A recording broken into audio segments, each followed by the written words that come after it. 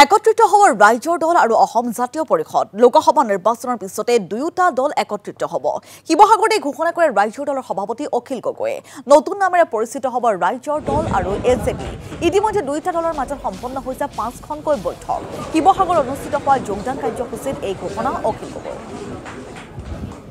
অসম জাতীয় পৰিষদ আৰু ৰাইজৰ দল আমি দুইটা দলে ঐক্যবদ্ধ হৈ একলগ হৈ এটা নতুন ৰাজনৈতিক দল এটা নতুন আঞ্চলিক শক্তি তৈয়াৰ কৰিবৰ কাৰণে আমি ইতিমধ্যে চিন্তা চৰ্চা কৰিছোঁ।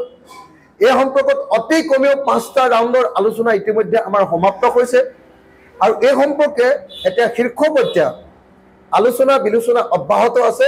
আমি আশা কৰোঁ যে নিৰ্বাচনৰ পাছতেই